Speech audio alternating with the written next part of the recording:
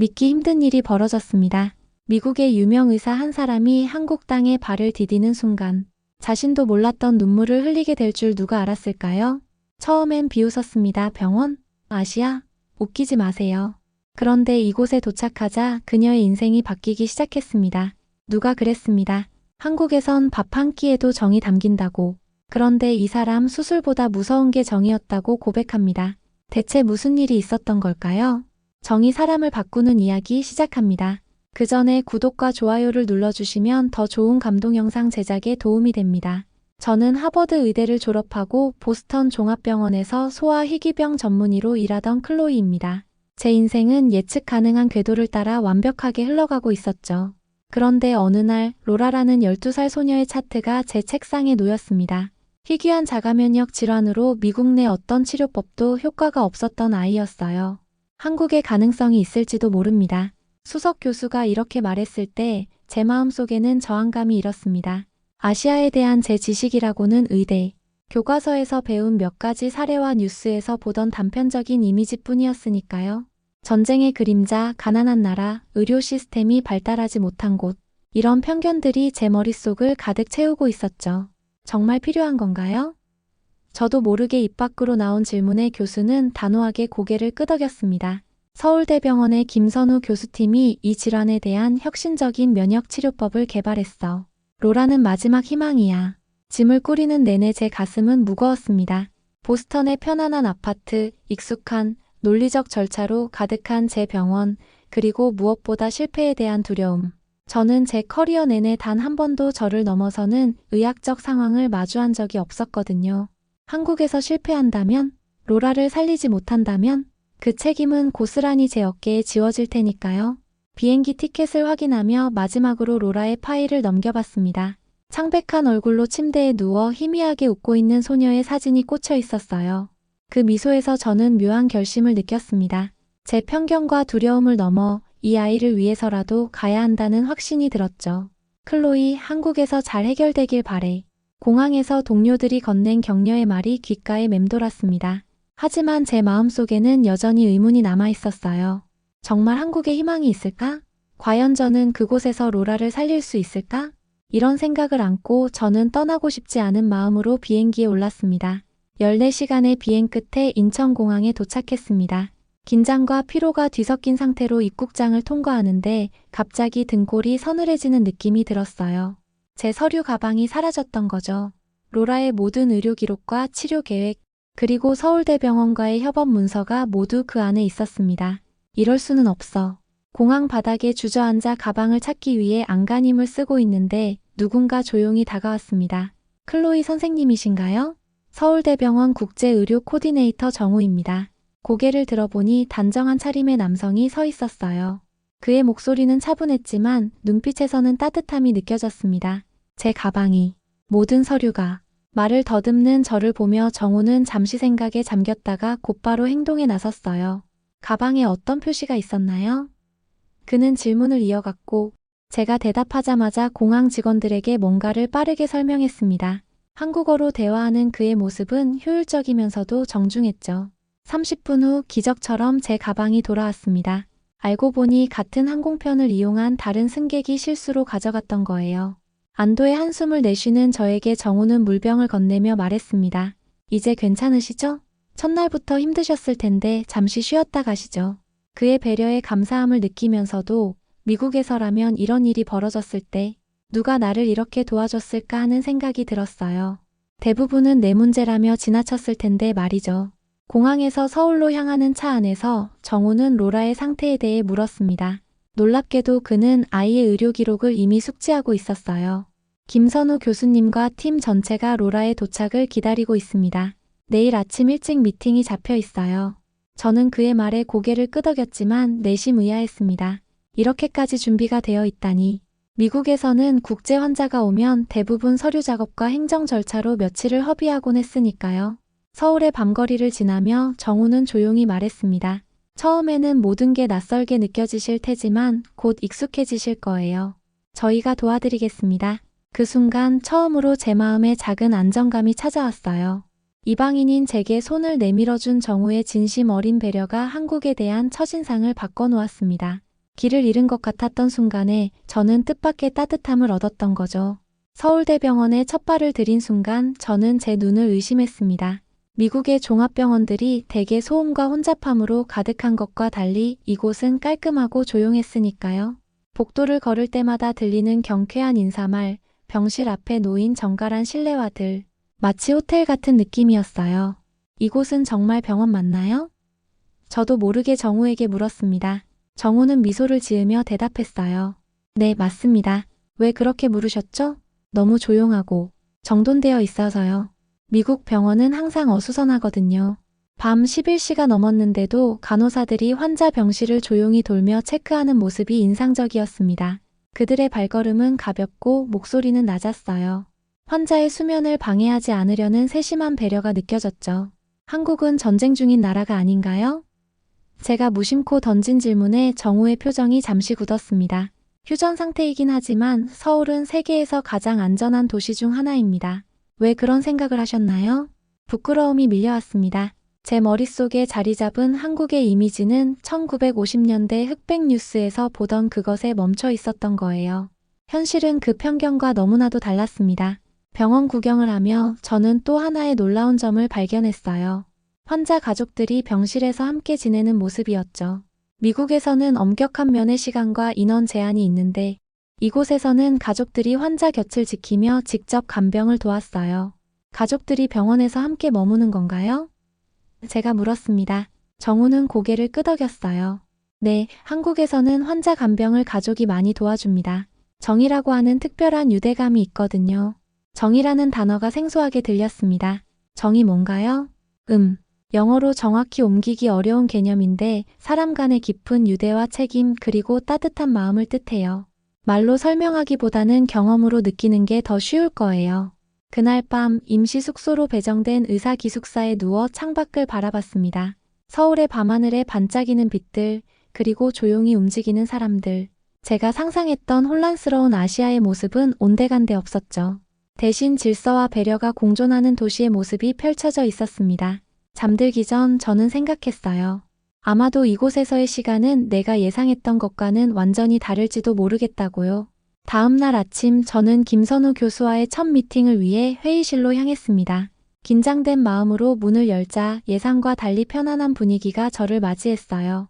둥근 테이블에 앉아있는 의료진들은 각자 로라의 차트를 검토하고 있었죠. 클로이 선생님 환영합니다.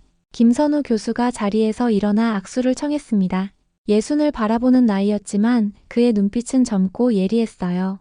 장시간 비행 후라 피곤하실 텐데 괜찮으신가요? 네, 괜찮습니다. 경직된 표정으로 대답하는 저를 보며 김 교수는 미소 지었습니다. 긴장하지 마세요. 우리는 모두 로라를 돕기 위한 한 팀입니다. 회의가 시작되자 저는 두 번째 충격을 받았습니다.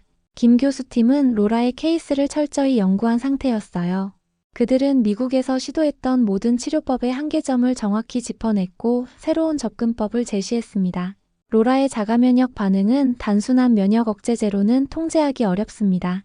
면역학 전문의가 설명했어요. 저희가 개발한 표적 면역 조절 요법은 특정 세포 경로만을 차단해 부작용을 최소화합니다. 저는 그들의 설명을 들으며 점점 더 놀라워졌습니다. 과학적 근거가 탄탄했고 치료 계획이 치밀했거든요. 제가 알던 한국 의료의 이미지와는 너무나도 달랐습니다. 질문 있으세요? 김 교수가 물었습니다. 네. 이 치료법은 얼마나 많은 환자에게 시도되었나요? 성공률은요? 김 교수는 솔직하게 대답했어요. 12명의 환자에게 시도했고 9명이 완전 관해에 도달했습니다. 2명은 부분 반응을 보였고 1명은 반응이 없었죠. 그 정직함이 인상적이었습니다. 미국에서는 종종 의료진들이 자신들의 성과를 과장하거나 실패 사례는 언급하지 않곤 했으니까요. 회진을 돌며 저는 또 하나의 차이점을 발견했습니다. 한국 의사들은 환자와 대화할 때 눈을 마주치고 그들의 이야기를 경청했어요. 차트나 컴퓨터 화면보다 환자의 표정과 몸짓에 더 집중하는 모습이었죠. 왜 차트를 먼저 확인하지 않으세요? 제가 물었습니다. 김 교수는 의미심장한 대답을 했어요. 환자는 데이터가 아닙니다. 사람입니다. 차트에는 숫자만 있지만 환자의 눈빛에는 그들의 상태가 고스란히 담겨 있죠. 그 순간 저는 제가 얼마나 기계적으로 의료 행위를 해왔는지 깨달았습니다. 효율성과 과학적 접근을 중시하다 보니 환자를 한 사람으로 대하기보다는 케이스로만 보고 있었던 거예요. 회진이 끝나고 김 교수는 제게 물었습니다. 로라의 치료를 함께하고 싶으신가요? 망설임 없이 대답했어요. 네, 꼭 함께하고 싶습니다. 점심시간이 되자 정우가 병원 식당으로 저를 안내했습니다. 미국에서는 대부분 의사들이 개인 휴게실에서 따로 식사를 하는데 이곳에서는 의사, 간호사, 환자 가족들이 한 공간에서 함께 식사를 했어요. 여기 식판을 받으세요. 정우가 제게 쟁반을 건넸습니다. 놀라웠던 것은 식판의 구성이었어요. 여러 작은 그릇에 각기 다른 반찬들이 담겨 있었고 가운데에는 밥과 국이 있었습니다. 미국 병원 식당의 단조로운 메뉴와는 비교할 수 없이 다양했죠. 이 모든 게 한 사람 몫인가요? 저는 놀라서 물었습니다. 정우는 웃으며 대답했어요. 네, 한국 식사는 여러 반찬을 함께 먹는 문화입니다. 영양 균형을 중요시하거든요. 테이블에 앉아 옆자리의 중년 여성이 미소를 지으며 저를 바라봤습니다. 환자 보호자로 보였어요. 외국에서 오셨나요? 서툰 영어로 그녀가 물었습니다. 네, 미국에서 왔어요. 제가 대답하자 그녀는 갑자기 제 식판에 있는 김치를 가리키며 뭔가를 말했습니다. 정우가 통역해 주었어요. 처음 드시면 맵게 느껴질 수 있으니 조금만 드셔보라고 하시네요. 그 순간 저는 이 낯선 여성의 배려에 가슴이 따뜻해졌습니다. 미국에서라면 옆자리 사람의 식사에 관심을 보이는 일은 거의 없었으니까요. 조심스럽게 김치를 한 조각 입에 넣자 매운맛이 혀를 강타했습니다. 저도 모르게 눈물이 고였고 그것을 본 여성은 웃음을 터뜨렸어요. 괜찮아요, 괜찮아요. 그녀는 재빨리 자신의 물을 제게 건네주었습니다. 놀랍게도 그녀는 자신의 식판에서 덜 매운 반찬을 골라 제 식판에 나눠주기 시작했어요. 낯선 이방인에게 자신의 음식을 나누는 모습이 신기했습니다. 왜 이렇게 친절하신 거죠? 정우에게 물었어요. 그냥 한국 사람들의 방식입니다. 특히 음식은 나눠 먹는 게 당연하다고 생각하죠. 정이라는 감정의 표현이에요. 다음 날 다시 식당에 갔을 때 놀랍게도 조리사가 저를 알아보고는 특별히 덜 매운 반찬을 따로 준비해 주었습니다. 제가 어제 매운 음식을 먹고 고생했다는 이야기가 전해진 모양이었어요. 어떻게 아셨어요? 제가 물었습니다. 조리사는 부끄러운 듯 미소 지으며 말했어요. 외국 선생님이 매운 걸 못 드신다고 들었어요. 괜찮으세요? 그 순간 저는 처음으로 가족 같음을 느꼈습니다. 단지 직업적 동료가 아니라 서로를 살피고 배려하는 공동체의 일원이 된 것 같은 느낌이었죠. 식판 위에 담긴 음식은 단순한 영양 공급이 아니라 사람과 사람 사이의 연결고리였던 거예요. 로라의 치료가 시작된 지 3주가 지났습니다. 놀랍게도 아이의 상태는 꾸준히 호전되고 있었어요. 처음에는 의심스러웠던 김 교수팀의 치료법이 실제로 효과를 보이고 있었던 겁니다. 매일 아침 회진을 돌며 저는 조금씩 한국의 의료 방식에 적응해 갔습니다. 차트를 보기 전에 환자의 표정을 먼저 살피고 검사 결과보다 환자의 이야기에 귀 기울이는 법을 배웠죠. 처음에는 어색했지만 점차 이 방식이 더 효과적이라는 걸 깨달았어요. 클로이 선생님, 오늘은 같이 저녁 먹으러 가실래요? 정우가 제안했습니다. 병원 근처에 좋은 한식당이 있어요. 망설임 없이 수락했습니다. 이제는 한국 음식에도 조금씩 익숙해지고 있었으니까요. 식당에서 정우와 나눈 대화는 단순한 동료 간의 대화를 넘어서는 것이었습니다. 그는 제 고향, 가족, 의사가 된 계기까지 진심으로 궁금해했어요. 그리고 자신의 이야기도 솔직하게 나누었죠. 사실 저도 원래는 의사가 되고 싶었어요. 정우가 말했습니다. 하지만 가정 형편 때문에 의대에 가지 못했죠. 대신 국제의료 코디네이터가 되어 환자들과 의사들 사이를 연결하는 일을 하게 됐습니다. 후회하지 않나요? 제가 물었어요. 정우는 고개를 저었습니다. 아니요, 오히려 지금의 역할이 저에게 더 맞는 것 같아요. 단순히 질병을 치료하는 것보다 사람과 사람을 연결하는 일이 저에게는 더 의미 있으니까요. 그의 말에 깊은 공감이 느껴졌습니다. 저 역시 최근 환자를 단순한 의학적 대상이 아닌 한 사람으로서 대하기 시작하면서 의사로서의 보람을 더 크게 느끼고 있었으니까요. 병원으로 돌아오는 길 서울의 밤거리를 걸으며 정우가 물었습니다. 한국 생활은 어때요? 적응하기 힘드신가요? 처음에는 모든 것이 낯설었어요. 하지만 이제는 오히려 떠나고 싶지 않은 마음이 들기 시작했어요. 정우는 미소 지었습니다. 그게 바로 정이에요. 클로이 선생님도 이제 정을 느끼기 시작한 거죠. 정이라는 게 정확히 뭔가요? 아직도 잘 이해가 안 돼요. 정우는 잠시 생각하더니 대답했어요. 정은 주고받는 게 아니라 쌓는 겁니다. 매일매일 작은 배려와 관심이 모여서 형성되는 특별한 유대감이죠. 시간이 지날수록 더 깊어지는 관계랄까요?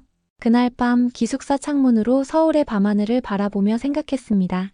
나는 여기에 속하고 싶다. 이제는 한국이 낯선 타지가 아니라 제가 배우고 성장하고 있는 또 하나의 집처럼 느껴지기 시작했던 거예요. 로라의 치료가 시작된 지 3개월 기적 같은 일이 벌어졌습니다. 완전 관해 상태에 도달한 거예요. 미국에서 치료 불가능하다고 여겨졌던 아이가 이제 웃으며 병원 복도를 뛰어다니고 있었습니다. 선생님 고마워요. 로라가 제게 달려와 안겼습니다. 눈물이 저절로 흘러내렸어요. 이 순간을 위해 제가 한국에 온 것인데 이제 미국으로 돌아가야 할 시간이 다가오고 있었습니다. 김 교수가 사무실로 저를 불렀어요. 클로이 선생님, 미국으로 돌아갈 준비는 하셨나요? 네, 아니요. 사실 잘 모르겠어요. 제 대답이 어색했습니다. 김 교수는 깊이 이해한다는 듯 고개를 끄덕였어요. 혹시 우리 병원에 남아서 일할 생각은 없으신가요? 선생님의 경험과 지식이 우리에게 큰 도움이 될 것 같습니다. 그 제안은 예상하지 못했던 것이었습니다. 미국에서의 안정된 직장, 가족, 친구들. 모든 것을 뒤로하고 이곳에 남는다는 건 쉬운 결정이 아니었어요. 시간을 좀 주시겠어요? 제가 말했습니다. 김 교수는 이해한다는 듯 고개를 끄덕였죠. 물론입니다. 천천히 생각해 보세요. 병원 복도를 걸으며 깊은 생각에 잠겼습니다. 미국에서는 제가 유명한 의사였지만 정작 환자들의 얼굴이나 이름은 잘 기억하지 못했어요. 반면 이곳에서의 3개월은 제 인생에서 가장 의미 있는 시간이었습니다. 환자 한 명 한 명의 이야기를 듣고 그들의 회복 과정을 함께하며 의사로서의 본질을 되찾았거든요. 로라의 병실 앞에 서서 안을 들여다봤습니다. 아이는 침대에 앉아 간호사와 함께 웃고 있었어요. 제가 문 앞에 서 있는 것을 발견한 로라가 손을 흔들었습니다. 클로이 선생님, 내일 퇴원해요. 다음 주에는 학교도 다시 갈 수 있대요. 그 순간 아이의 얼굴에서 빛나는 희망을 보았습니다. 3개월 전만 해도 죽음을 앞둔 아이였는데 이제는 미래를 꿈꾸고 있었어요. 선생님도 우리랑 같이 살래요? 우리 가족이 되어주세요. 로라의 순진한 제안에 가슴이 뭉클해졌습니다. 가족이라는 단어가 제 마음을 흔들었어요. 미국에서의 제 삶은 성공적이었지만 정작 가족이라고 부를 수 있는 존재는 많지 않았습니다. 반면 이곳에서는 짧은 시간 동안 많은 사람들과 정을 나누었고 그들은 저를 단순한 동료가 아닌 가족처럼 대해 주었죠. 김 교수의 사무실로 돌아갔습니다. 문을 열자 김 교수와 정우 그리고 의료팀 몇몇이 앉아 저를 기다리고 있었어요. 결정하셨나요? 김 교수가 물었습니다. 깊은 숨을 들이마시고 제 인생을 바꿀 말을 꺼냈어요. 네, 남기로 했습니다. 다들 기쁜 표정을 지었지만 정우의 얼굴에서는 놀란 기색이 역력했어요. 정말인가요? 미국에서의 모든 걸 포기하는 건데. 정우가 물었습니다. 포기가 아니라 선택이에요. 제 목소리가 떨렸습니다. 로라가 저를 가족이라 불러줬어요. 그래서 남겠습니다. 여기서 더 많은 로라 같은 아이들을 도울 수 있다면 그것보다 더 큰 보람은 없을 것 같아요. 감정이 북받쳐 말을 잇지 못하고 있는데 김 교수가 따뜻한 손길로 제 어깨를 토닥였습니다. 클로이 선생님, 우리도 선생님을 가족으로 맞이하게 되어 기쁩니다. 그렇게 저는 서울대병원에 정착하게 되었고 희귀병 국제협진 프로젝트를 이끌게 되었습니다. 미국과 한국의 의학을 접목시킨 이 프로젝트는 많은 난치병 환자들에게 새로운 희망을 주었죠. 제가 미국에서 배운 과학적 방법론과 한국에서 배운 인간 중심적 접근법의 조화였습니다. 남기로 한 이유는 단 하나였어요. 정이라는 말로는 설명할 수 없지만 경험으로 느낄 수 있는 그 따뜻한 마음의 연결을 더 깊이 알고 싶었던 거죠. 1년 후 저는 미국 보스턴에서 열리는 국제의학학회의 연사로 초청받았습니다. 예전 동료들 앞에서 제가 배우고 경험한 것들을 나누는 자리였죠. 강단에 올라서며 예전의 제 모습을 떠올렸습니다. 편견과 두려움을 안고 한국으로 떠났던 그날, 제가 이렇게 변할 줄은 상상도 못했어요. 안녕하세요, 여러분. 저는 클로이입니다. 1년 전 저는 치료 불가능한 소녀를 살리기 위해 한국으로 떠났습니다. 솔직히 말하자면 그때는 최대한 빨리 임무를 마치고 돌아올 생각이었어요. 청중들의 웃음소리가 들렸습니다. 그들 중 많은 이들이 제가 왜 돌아오지 않았는지 궁금해했을 테니까요. 하지만 제가 그곳에서 발견한 것은 단순한 의료 기술이 아니었습니다. 저는 정의라는 것을 배웠어요. 정의라는 단어를 발음하자 청중석에 앉아있던 한국계 의사들이 미소를 지었습니다. 그들은 제가 무슨 말을 하려는지 정확히 알고 있었죠. 정은 영어로 정확히 번역되지 않는 개념입니다. 그것은 유대감, 책임, 따뜻함의 복합체예요. 환자를 단순한 데이터가 아닌 한 사람으로 대하는 태도, 동료를 경쟁자가 아닌 가족처럼 여기는 마음. 이런 것들이 모두 정의입니다. 슬라이드에 로라의 사진을 띄웠습니다. 완전히 건강을 되찾은 아이의 밝은 미소가 강당을 밝혔어요. 저는 기술을 보러 갔지만 사람을 배우고 돌아왔습니다. 한국은 데이터를 고치는 곳이 아니라 사람을 살리는 곳이었습니다. 발표를 이어가며 저는 한국에서의 경험을 나누었습니다. 환자 중심의 의료 시스템, 가족의 참여, 그리고 의사와 환자 사이의 신뢰관계. 이 모든 것들이 치료 결과에 얼마나 큰 영향을 미치는지 설명했어요. 현대의학은 놀라운 기술적 발전을 이루었습니다. 하지만 때로는 우리가 가장 기본적인 것을 잊고 있는 건 아닐까요? 환자의 이야기를 들어주는 것, 그들의 눈을 바라보는 것, 손을 잡아주는 것. 이런 단순한 행동들이 때로는 어떤 약보다 강력한 치유력을 가질 수 있습니다. 발표를 마치며 제 마음속에 깊이 새겨진 문장을 나누었어요. 정은 피보다 진하다 라는 한국 속담이 있습니다. 혈연관계보다 더 깊은 유대감이 있다는 뜻이죠. 저는 이제 그 말의 의미를 압니다. 의학은 과학이지만 치유는 예술입니다. 그리고 그 예술의 중심에는 정이 있어요. 강연이 끝나고 많은 동료들이 다가와 질문을 던졌습니다. 그중 한 젊은 의대생이 물었어요. 정말 다시는 미국으로 돌아올 생각이 없으신가요? 미소를 지으며 대답했습니다. 저는 이미 집에 있어요. 집은 장소가 아니라 마음이 있는 곳이니까요. 학회가 끝나고 공항으로 향하는 길, 창밖으로 보스턴의 익숙한 풍경이 지나갔습니다. 한때는 이곳이 제 전부였지만 이제 제 마음은 서울의 그 분주한 병원 복도, 환자들의 미소, 그리고 정우와 김 교수를 비롯한 동료들에게 가 있었어요. 비행기를 타기 전 마지막으로 메시지를 확인했습니다. 정우에게서 온 메시지였어요. 빨리 돌아오세요. 여기 모두가 클로이 선생님을 기다리고 있습니다. 우리 가족이. 눈물이 그렁그렁 맺혔습니다. 그래요, 저는 이제 정말 집으로 돌아가는 중이었습니다. 정은 친절이 아닙니다. 책임이고 연결이고 진심입니다. 처음에는 낯설게 느껴졌지만 이제는 제 존재의 일부가 되었어요. 저는 의사였지만 한국에 와서 사람을 다시 배웠습니다. 환자를 숫자나 케이스가 아닌 한 사람으로, 동료를 경쟁자가 아닌 가족으로 보는 법을 말이죠. 때로는 가장 멀리 떠나야만 진정한 자신을 찾을 수 있는 것 같습니다. 저는 한국이라는 낯선 땅에서 의사로서의 본질 그리고 인간으로서의 연결을 다시 발견했어요. 로라는 저에게 물었습니다. 왜 사람들은 아플까요? 제가 대답했죠. 몸이 우리에게 쉬어가라고 신호를 보내는 거야. 그럼 왜 의사가 필요해요? 때로는 누군가 우리 곁에 있어주는 것만으로도 치유가 시작되니까. 그리고 그것이 바로 정의 힘입니다. 함께 있어주는 것, 손을 잡아주는 것, 눈을 바라보는 것. 이런 작은 행동들이 모여 강력한 치유의 에너지를 만들어내는 거죠. 이제 저는 두세 개의 다리가 되었습니다. 서양의 과학적 정밀함과 동양의 인간적 따뜻함을 연결하는 다리 말이에요. 그리고 그 다리를 건너는 모든 환자들이 더 나은 치유를 경험하길 바랍니다. 정은 피보다 진하다. 이제 저는 이 말의 의미를 진정으로 이해합니다.